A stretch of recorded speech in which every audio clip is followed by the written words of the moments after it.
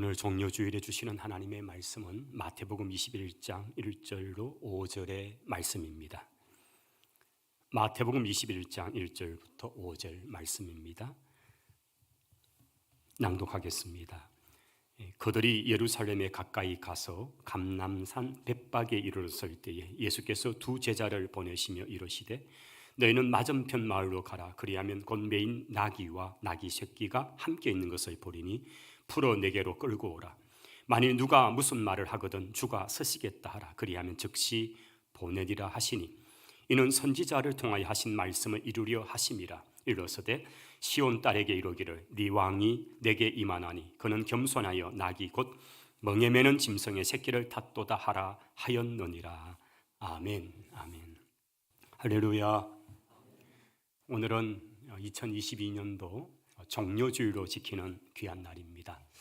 종료주일이라고 하는 이 단어는 우리 예수님께서 이 땅에 오신 목적이 우리를 구원하시기 위해서 십자가에 대속의 제물로 죽으심이죠. 그 십자가를 지시기 위해서 우리 예수님께서 예루살렘으로 들어오시는 그때에 많은 사람들이 그 예수님을 환호하면서 주님이 베풀었던 수많은 이적과 기적들을 그들이 보았기 때문에 이분이야말로 우리를 구원할 분이다 라고 하면서 그 히브리 말 우리를 구원하소서라는 단어가 호샤나라는 그런 단어입니다. 이제 우리를 구원하소서, 그 구호를 외치면서 양손에 종려나무, 대추야자라고 하는데 야자나무 잎 가지를 꺾어서 환호를 하면서 주님을 맞이했다. 그래서 우리가 종려주일이다 그렇게 부르는 날입니다. 오늘은 이 종료주일에 예수님께서 예루살렘에 입성하시면서 특별히 벳박이라는 동네, 오늘 1절에 보면 그 벳박이라는 동네에 주님께서 이르렀을 때에 제자들에게 심부름을 보내시고 그 제자들은 예수님의 심부름을 따라서 그곳에서 새끼 나귀를 한 마리를 데려옵니다. 물론 여기 이제 나귀 새끼라는 이 단어가 아주 태어난 지 얼마 되지 않은 그런 나귀 새끼를 말하고 있지는 않습니다. 이미 자라나서 한 번도 이제는 짐을 아직 지어본 적이 없는 상태, 이제 곧 그의 일을 해야 되는 상태에 있는 정도의 나귀입니다. 그 나귀를 끌고 와서 주님께 이렇게 가져오고 주님은 그 나귀를 타시고 예루살렘 성으로 입성하시는 바로 이것이 이제 종료주일이 되는 거죠. 제게는 개인적으로 이스라엘 유학 시절 때에 이 종료주일에 정말 잊을 수 없는 광경을 제가 직접 찍었던 사진이 있어서 오늘 처음으로 한번 공개를 하겠습니다. 일부 예배 때도 올렸는데요. 한번 사진을 올려주시겠습니까? 이게 이제 감람산이에요. 감람산에서 바로 오늘입니다. 이 종료주일에 수많은 나라에서 크리스찬들이 각기 예수님께서 입성하신 이 종료주일을 기점으로 그분들이 손에는 종려가지를 들고 또 자기 교단이나 자신들의 신분을 나타내는 그런 깃발을 아래에서 많은 사람들이 이제 이동해서 예루살렘으로 들어가는 그 길입니다. 저기에는 장로교인뿐 아니라 감리교, 침례교, 순복음, 또 구세군, 루터파, 그뿐 아니라 구교의 성도들 중에도 로만 가톨릭 교회, 동방 정교의 성도들, 이렇게 수많은 그리스도인들이 벳박에서 출발해서 저렇게 막 저 길을 따라서 이제 이동을 하는 거죠. 우리 옆에 계속 사진 한번 옮겨주시면요. 제가 이 딱 모퉁이에서 정면도 보이고 뒷모습도 보이는 그 위치에 있어서 사진을 열심히 찍어대었습니다. 제가 너무 저때 감격스러웠던 것은 요한계시록에 나오는 그 천상의 교회의 모습 있죠. 백성과 민족과 방언과 열방 가운데 수많은 구원받은 성도들이 한 하나님 앞에 그분을 찬송하는 모습이 얼굴은 다르고 언어는 다르고 피부색은 다르고 그렇지만은 같이 주님 앞에 예배하는 그 모습이 너무 생각이 난 그런 모습입니다. 저렇게 해서 이제 저 건너편에 예루살렘 성을 향해서 내려가고 있는 장면이죠.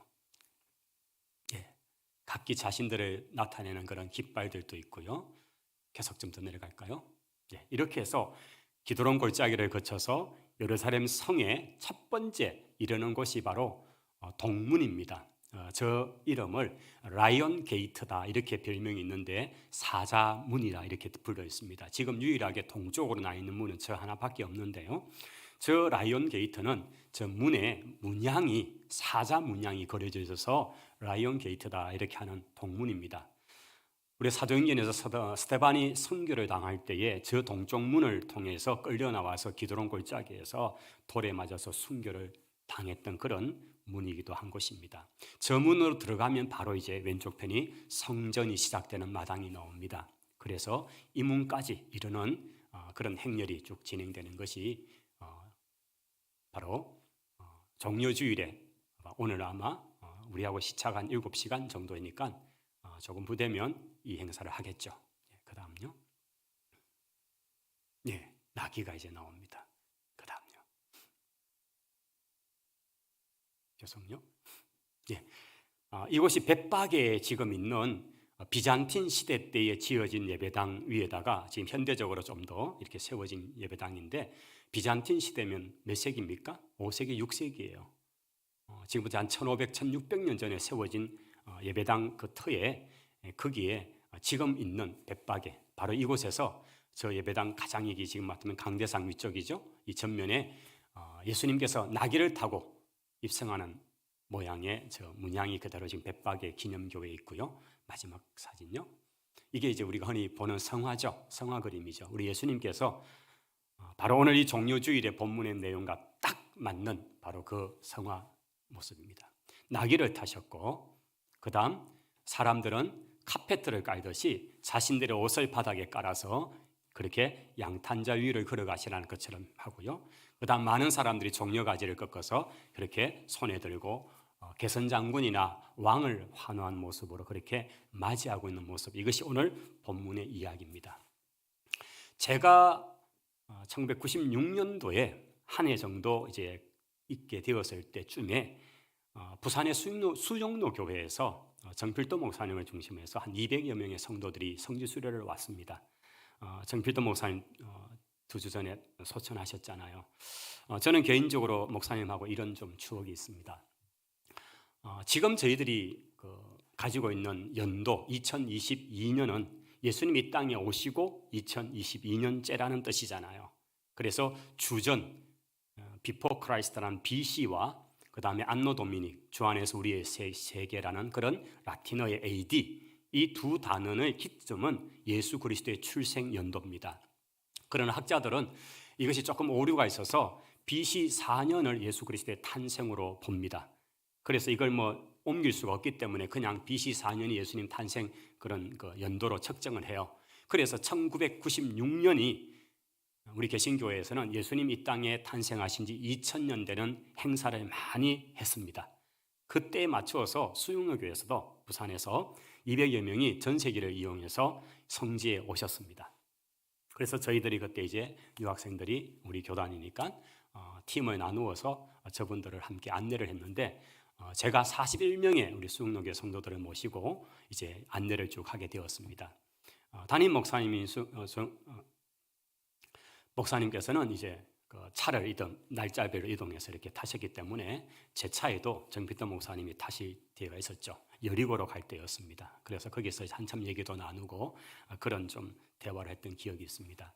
목사님이 성지수를 오시면서 마음에 가졌던 하나의 소원 같은 것은 우리 예수님이 저 벳바게에서 타고 예루살렘으로 들어가시는 입성하는 그 모습같이 당신도 나귀를 타시고 예루살렘을 입성하는 것을 꼭 한번 재현해보고 싶었습니다.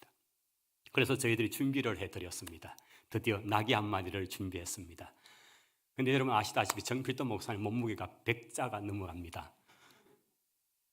그런데 그분이 나귀도 그냥 일반 나귀거든요. 새끼도 아니고요. 나귀를 타셨는데 뒤에서 보는 내내 저희들이 불안했습니다. 나귀가 얼마나 힘들어하는지. 그러면서 오늘 본문에 저는 이게 계속 생각이 난 거예요.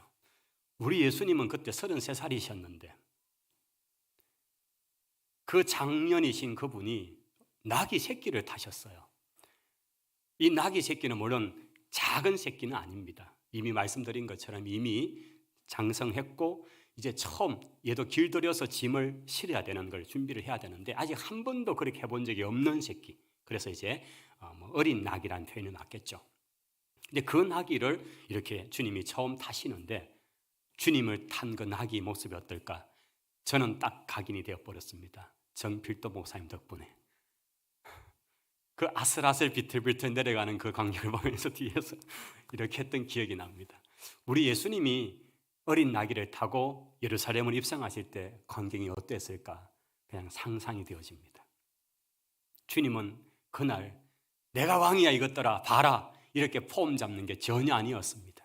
만약 예수님이 그러고 싶었다면 마차를 동원하고 아니면 백마라도 동원해서 말을 타시고 개선장군처럼 멋있게 그렇게 가셨을 것입니다. 근데 전혀 그렇지 않습니다.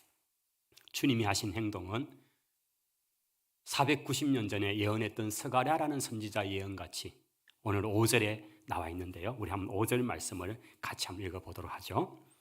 시온 딸에게 이르기를 내 왕이 내게 임하나니 그는 겸손하여 낙이 곧 멍에 매는 짐승의 새끼를 탓도다 하라 하였느니라. 아멘. 이 스가랴 선지자 예언의 말씀이 뭡니까? 왜 장차 490년 뒤에 오실 메시아 그분이 낙이 그것도 새끼 나귀를 타시는가? 그분이 겸손하시기 때문이다 라고 말하고 있는 거예요.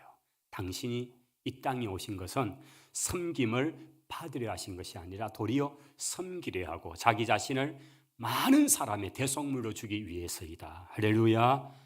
바로 그것이죠. 주님은 섬김을 받는 왕이 아닙니다. 세상의 권력자는 수단과 방법을 가리지 않고 자기의 욕심을 위해서 전쟁도 불사합니다.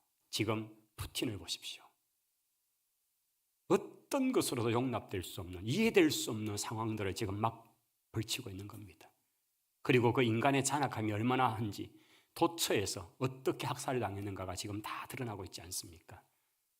세상의 권력자들은 수단과 방법을 가리지 않고 자기 권력을 위해서 그렇게 합니다. 그러나 만왕의 왕이요 만주의 주가 되신 그리스도께서는 도리어 우리를 위해서 자신을 희생하기 위해 이 땅에 오셨습니다. 그리고 주님께서는 그 겸손의 상징으로 나귀, 그것도 어린 나귀를 타시면서 주님은 이 땅에 오신 것이죠. 자, 오늘 우리는 다시금 본문으로 돌아와서 우리 예수님께서 2절에 보시면 여리고에서부터 로마가 만들어놓은 길을 따라서 이동을 하면 벳박에 먼저 거쳤다가 예루살렘으로 가게 되는 그 길로 오시는 중에 벳박에 좀 이르렀을 때에 제자에게 시켜서 동네에 들어가면 나귀와 나귀 새끼가 묶여 있는데 그것을 풀어라고 말씀하십니다. 제자들은 영문도 모른 채 일단은 심부름을 갑니다. 예수님께서 이런 말씀하셨죠. 미리 아시고 누군가 남의 집에 나귀를 데려가면 무슨 말 하지 않겠냐고 분명히 할 거니까 무슨 말 하거든 그냥 주님이 서신다고만 하면 될 거다라고 알려주었습니다. 진짜 그곳에 매여있는 어미 나귀와 새끼 나귀를 보고 그 나귀를 이제 끌어서 나오려니까 주변의 사람들이 왜 나머지 거 가져가냐고 왜 나머지 거 가져가냐고 라는 거죠. 그러자 그들이 예수님이 하신 말씀대로 주님이 서신답니다 라고 대답하니까 아무 소리도 없이 마치 약속이나 된 것처럼 그러세요 그럼 가져다 쓰세요라고 하더라는 겁니다. 자, 그렇게 해서 나귀를 끌고 주님께 왔습니다.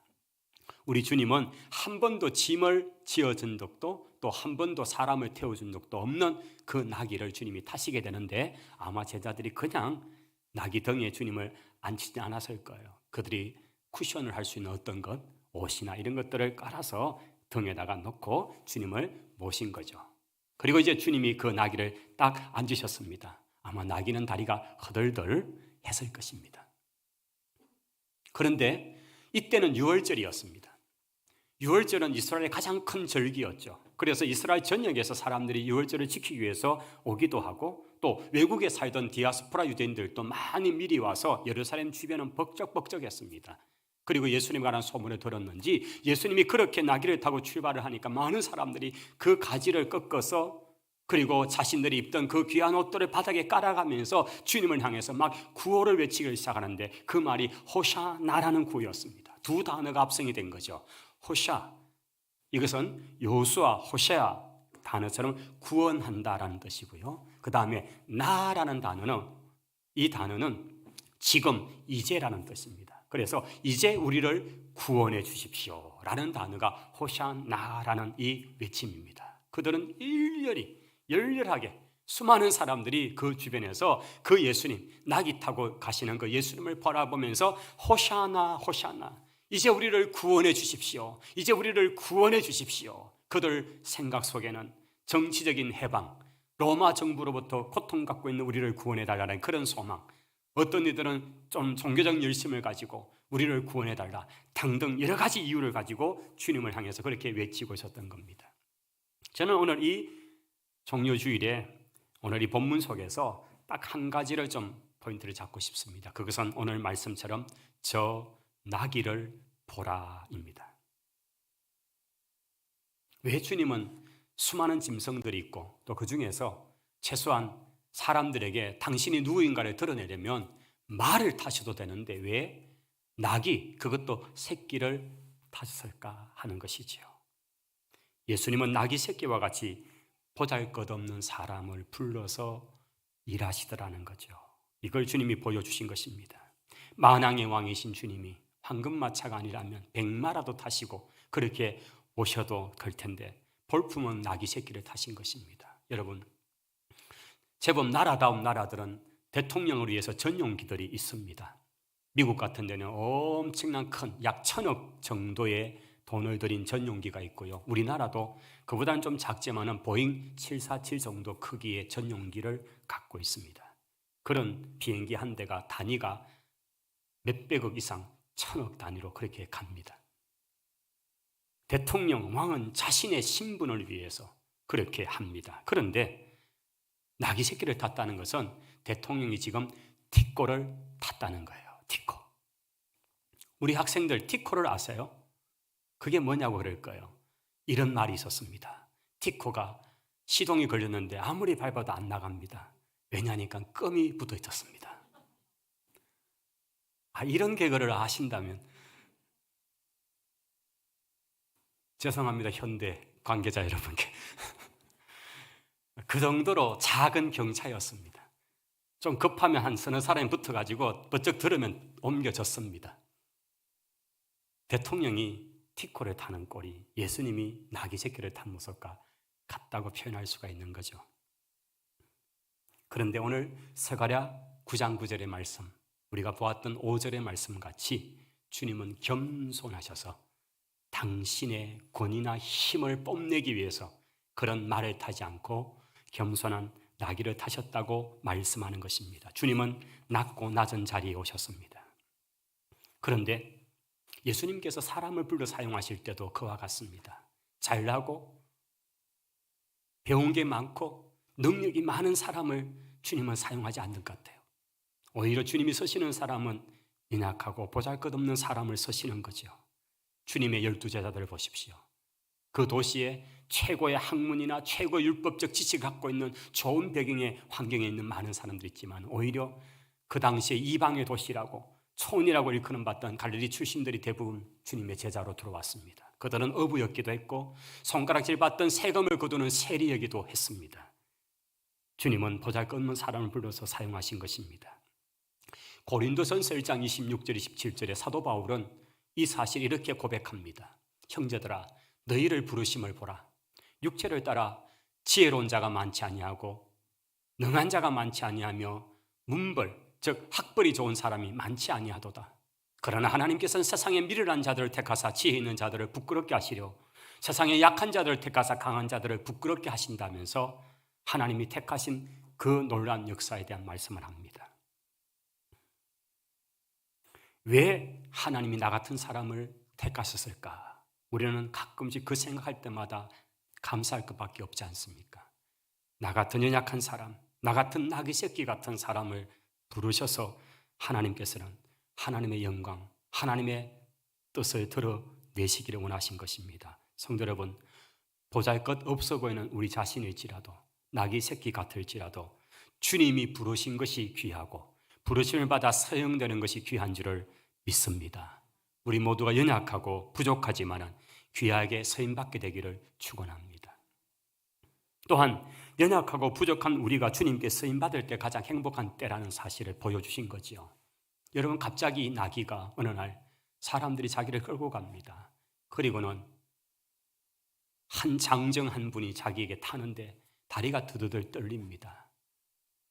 어쩌면 자기 마음에 아니 나는 작은 짐도 아직도 져본 적이 없는데 세상에나 이렇게 무거운 사람을 내가 태우다니 이러면서 나귀가 힘겨워했을지 모릅니다. 그런데 이 나귀는 얼마나 오고는 세대 사람들에게는 정말 귀한 모습일까요? 이 나귀 이름이 뭔지 사실은 모릅니다.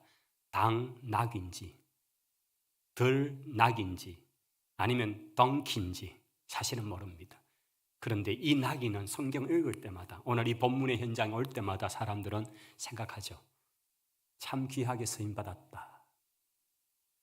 여러분, 오늘 이 나귀에게 가장 귀한 것은 자신이 모셨던 그분이 만왕의 왕이요 만주의 구원자로 이 땅에 오신 하나님의 아들 예수 그리스도였다는 사실, 이건 얼마나 자랑스러웠겠습니까? 자신이 처음 태워드렸던 바로 그 분이 예수님이었다는 사실이죠. 오늘 저와 여러분이 우리가 부족하고 연약한데, 그런데 주님 하나님의 아들이신 예수 그리스도를 위해 우리가 서일 수 있다는 사실이 가장 복되고 행복한 조건인 줄을 믿습니다. 주님이 나를 부르셨다는 사실이에요.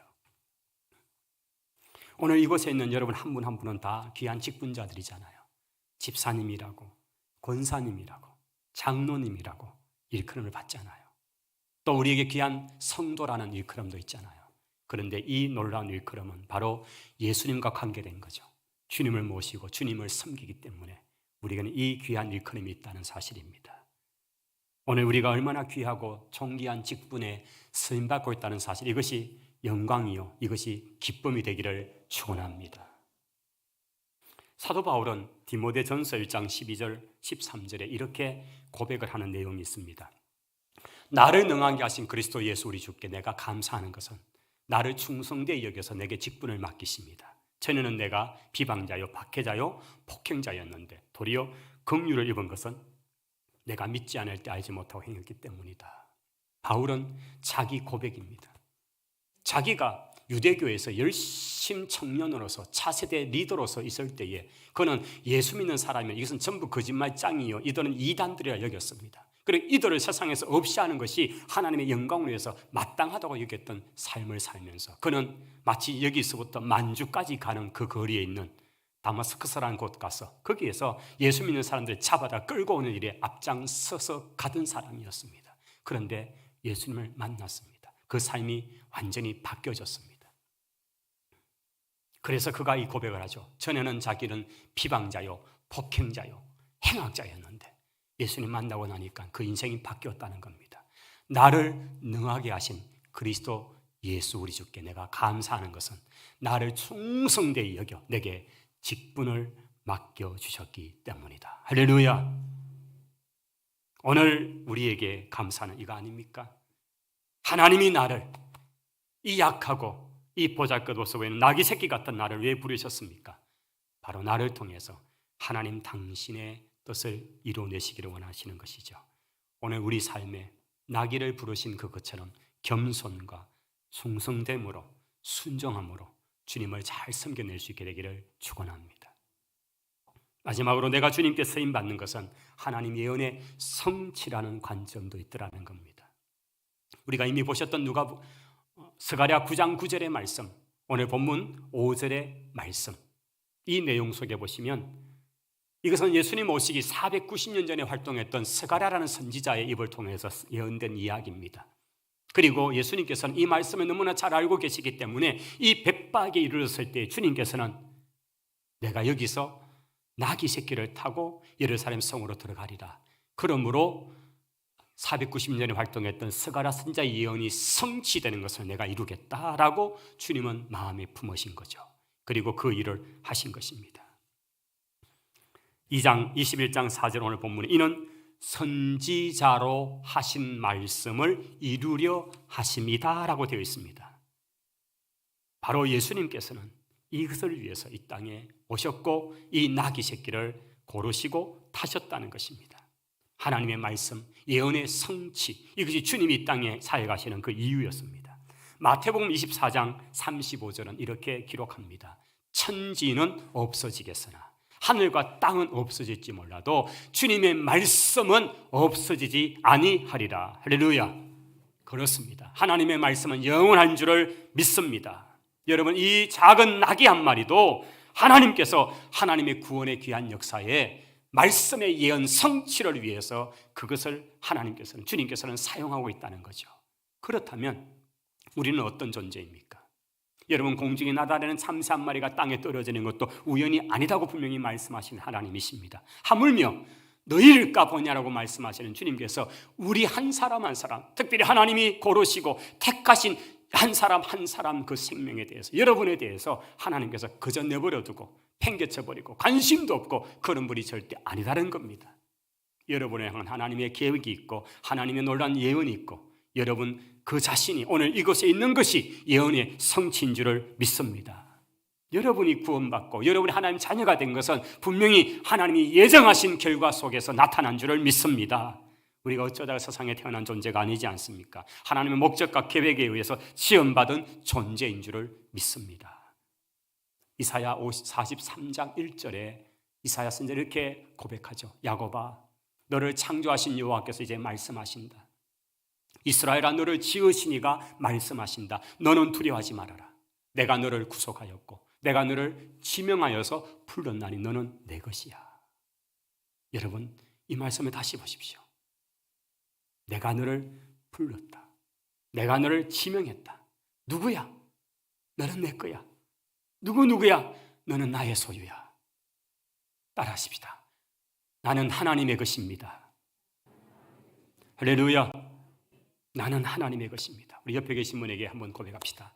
당신은 하나님의 예언의 성취입니다.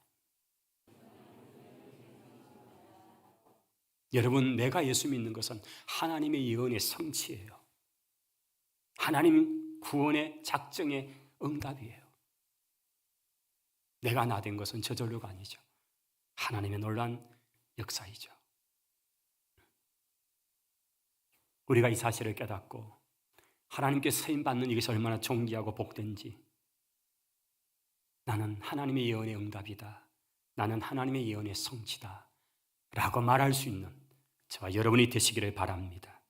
나귀를 통해서 하나님의 예언이 성취된 것처럼 여러분 한 사람 한 사람한테 하나님의 예언이 성취될 것입니다. 우리의 삶은 이런 하나님의 예언의 성취의 과정들이라는 사실을 기억하십시오. 하나님의 예정을 따라 주께서 우리를 부르셨습니다. 하나님의 부르심에 감사하고 그 하나님께서 나를 통해 이루어 가실 놀라운 뜻들을 여러분께서 여러분 삶 속에서 발견하고 깨닫고 확인하게 되기를 바랍니다. 말씀을 맺습니다. 저 나귀를 보라. 오늘 그 나귀, 주님께 귀하게 쓰임받았던 그 나귀같이 오늘 우리도 주님 앞에 귀하게 쓰임받아 주님 영광 돌리는 우리 모두가 될 수 있기를 주님 이름으로 축원합니다. 기도하십시다. 하나님, 감사합니다. 우리를 구원하시고자 예수님 이 땅에 오셔서 당신의 목숨을 버려 우리를 구원해 주시니 감사합니다. 하나님, 영광 받아 주옵소서. 그리고 낮고 낮은 자리에 오셔서 겸손의 모습으로 오신 주님을 본받아 살아가는 우리 모두가 되게 은혜 베풀어 주옵소서. 예수님 이름으로 기도하옵나이다. 아멘. 이 시간에는 찬송 부르기 전에 이제 문답과 또 세례식 그리고 공포까지 진행하겠습니다.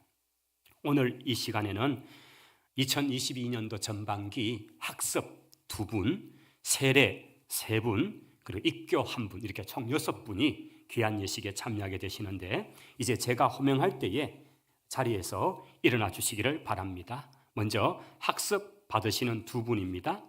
강희용 씨, 김자영 씨, 우리 2분입니다. 부부신데요. 이제 제가 2분에게 질문을 할 때에 2분께서는 오른손을 반손 이렇게 드셔서 제가 묻는 말에 동의하실 때에 큰 소리로 예라고 대답해 주시기를 바랍니다. 우리 강희용, 김자영 두 분은 천지 만물을 창조하시고 그것을 홀로 주장하시는 하나님을 진심으로 믿습니까? 예수님은 우리의 죄를 대신하여 십자가에 못 박혀 죽으신 구세주이신 것을 믿습니까? 하나님의 말씀인 성경을 힘써 배우며 그 말씀대로 살기 위해 힘쓰시겠습니까? 마지막으로 하나요. 주의를 거룩히 지키며 예배를 드리고 힘써 기도하고 말씀을 보며 선한 일을 행하게 힘쓰도록 작정하십니까? 손을 내려주십시오. 여러분께서 다 들으신 대로 이 두 분께서는 진심으로 그렇게 대답했습니다. 두 분 자리에 앉아주시기를 바랍니다. 이제 세례받게 되는 세 분 제가 호명하겠습니다. 김영환 씨, 김정은 군, 남희석 군. 우리 세 분도 오른손 반손을 이렇게 드셔서 제가 묻는 말에 동의하시면 큰 소리로 예라고 대답해 주시기를 바랍니다. 여러분은 자신이 하나님 앞에 죄인인 줄을 알며 마땅히 그의 진노를 받아 죽음에서 오직 하나님의 은혜로만 구원 얻을 소망밖에 없는 사람인 줄을 아십니까?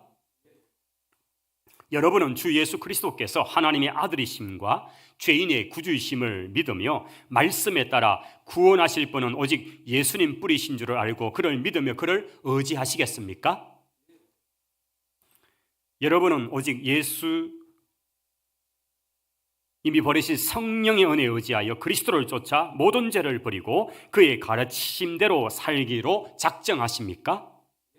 마지막 한 가지요. 여러분은 본 교회의 다스림과 치리에 복종하고 그 거룩함과 화평함을 이루도록 힘쓰기로 다짐하십니까?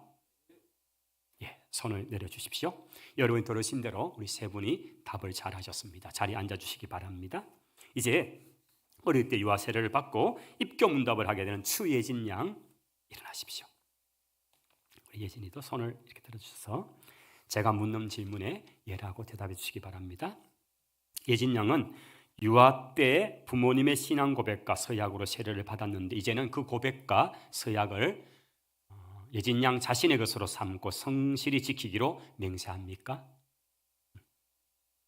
예진 양은 예수 자신이 하나님 앞에 죄인인 줄을 알며 마땅히 그의 진노를 받아 죽음에서 오직 하나님의 은혜로만 구원 얻을 소망밖에 없는 사람인 줄을 아십니까? 예진 양은 주 예수 그리스도께서 하나님의 아들이심과 죄인의 구주이심을 믿고 말씀에 따라 구원하실 분은 예수님 뿐인 줄 알고 그를 믿으며 그분을 의지하겠습니까? 예진 양은 오직 성령의 은혜에 의지해서 그리스도를 쫓아 모든 죄를 버리고 그분의 가르침대로 살기로 작정하십니까? 이제 마지막 한 가지요. 예진 양은 교회의 다스림과 치리에 복종하고 그 거룩함과 화평함을 이루도록 힘쓰기로 다짐하십니까? 네. 손 내리고요. 자리에 앉아주시기 바랍니다. 여러분께서 들으신 대로 우리 예진 양도 입교 문답을 잘 하셨습니다. 이제 세례를 하도록 하겠습니다. 우리 순서대로 앞으로 나오시면 되겠네요.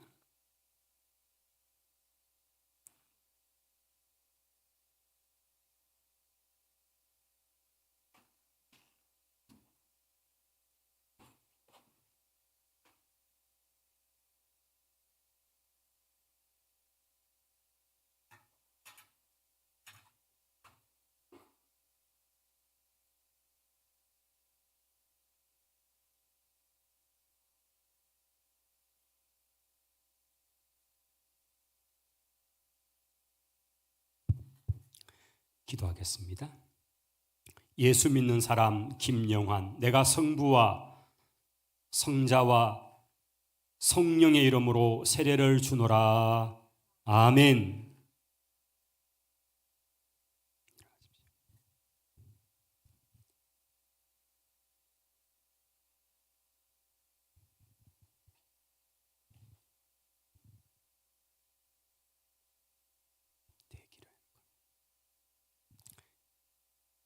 예수 믿는 사람 김정헌, 내가 성부와 성자와 성령의 이름으로 세례를 주노라. 아멘.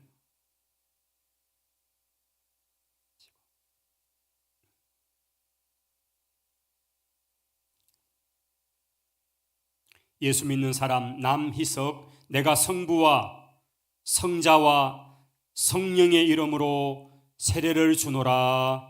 아멘.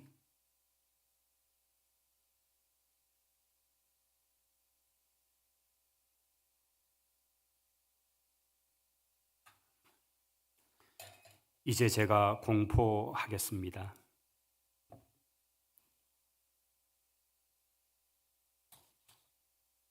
강희용, 김자영 두 분은 대한예수교 장로회 선산제일교회 학습교인 된 것과 김영환, 김정헌, 남희석 세 분은 세례교인 된 것과 추예진, 입교인 된 것을 내가 성부와 성자와 성령의 이름으로 공포하노라. 아멘. 우리 한번 박수하십시다.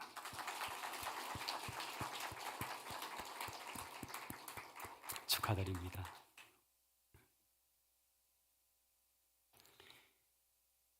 이제 우리 찬송 부르시면서 우리 준비된 좀 꽃이 있으면 지금 좀 전달해 주시고 바로 좀 하시고 우리 찬송 준비해 주시죠.